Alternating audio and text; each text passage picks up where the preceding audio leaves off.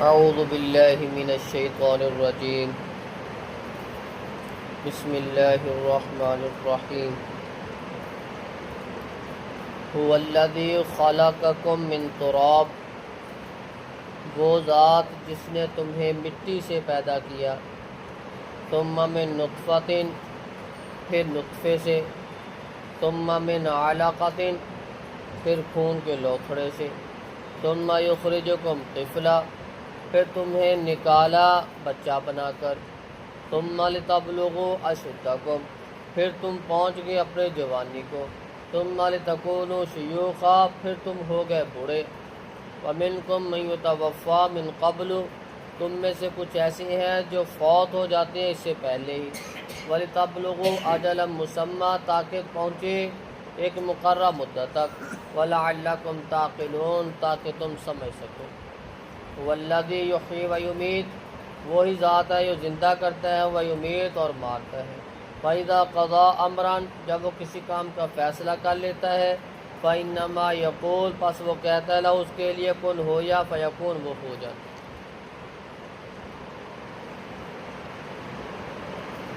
انسان کی تخلیق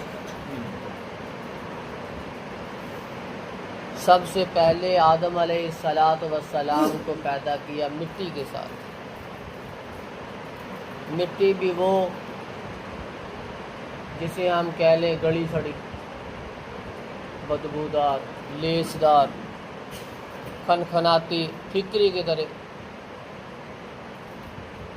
جیسے یہ گارا ہوتا ہے، گارے کے بعد جب وہ مٹی ایک سائڈ پہ جم جاتی ہے، وہ اس انداز کی مٹی جس کے ساتھ انسان کو پیدا کیا گیا۔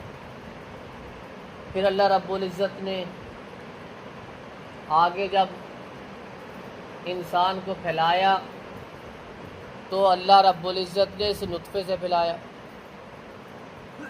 وہ قطرہ، وہ پانی اگر جسم پہ لگ جائے تو جسم ناپاک ہے۔ انسان کی تخلیق بڑی عجیب ہے۔ اگر انسان اپنی تخلیق کی طرف غور و فکر کرے، اس کی اکڑ، اس کا تکبر، اس کی نافرمانیاں، یہ سستی، کوتاہی، یہ سب ختم ہو جائے۔ یہ آج تکبر، غرور، اکڑ، یہ نافرمانیاں، یہ سستیاں، یہ اپنی منمانیاں، یہ صرف اس لیے ہے کہ ہم نے انسان اپنے تخلیق کو بھلا دیا۔ نطفے کے بعد خون کا لوتھڑا، پھر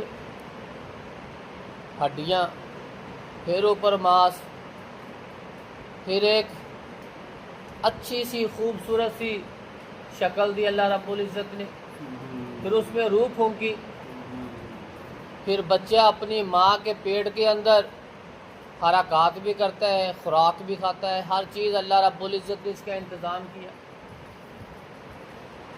ثم یخرجکم طفلا، پھر یہ سارے جو سٹیپ وائز اللہ رب العزت نے اس کی شکل و صورت بنائی، اس کی تخلیق کی، پھر جب یہ پیدا ہوتا ہے تو بڑا حسین ہوتا ہے۔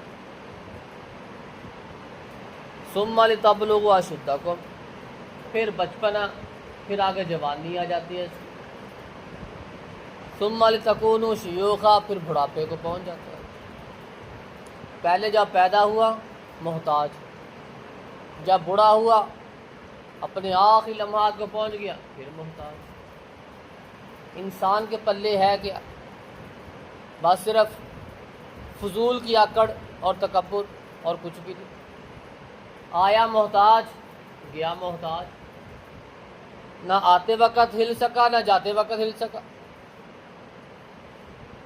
وَمِنْكُم مَّن يُتَوَفَّىٰ مِن قَبْلُ وَلِتَبْلُغُوا أَجَلًا مُّسَمًّى، کچھ لوگ ایسے ہیں جو بڑھاپے سے پہلے ہی فوت ہو جاتے ہیں، وہ پہنچتے ہی نہیں اپنے اس عمر کو۔ یہ اللہ رب العزت کا ایک قانون ہے۔ انسان کی تخلیق کے بعد اس نے یہ ساری چیزیں رکھی تاکہ انسان غور و فکر کرتا رہے۔ آخر مقررہ وقت آئے گا، موت آئے گی، چلا جائے گا، یقین بھی ہے سب کو۔ اور یہ ایسی چیز ہے کہ اس سے کوئی انکاری نہیں، لیکن اتنی یقینی ہونے کے باوجود سب سے زیادہ اگر کوتاہی ہے، کمی ہے، سستی ہے تو اسی کے متعلق۔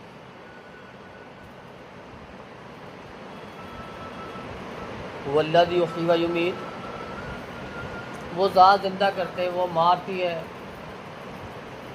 وہ زندگی دیتی ہے، وہ مارتی ہے، وہ پھر دوبارہ زندہ کرے گا، اس کو کوئی مشکل نہیں۔ فَإِذَا قَضَىٰ أَمْرًا، جب بھی وہ کوئی فیصلہ کرے کسی کام کا، فَإِنَّمَا يَقُولُ لَهُ كُن فَيَكُونُ، اس کے پاس وہ سارے اختیار ہے، وہ کن کہتا ہے ہر چیز بن جائے، اس کا آرڈر آتا ہے اِنَّ أَجَلَ اللَّهِ إِذَا جَاءَ لَا يُؤَخَّرُ، پھر تاخیر نہیں ہوتی لمحہ بھر جب اس کا آرڈر آتا ہے۔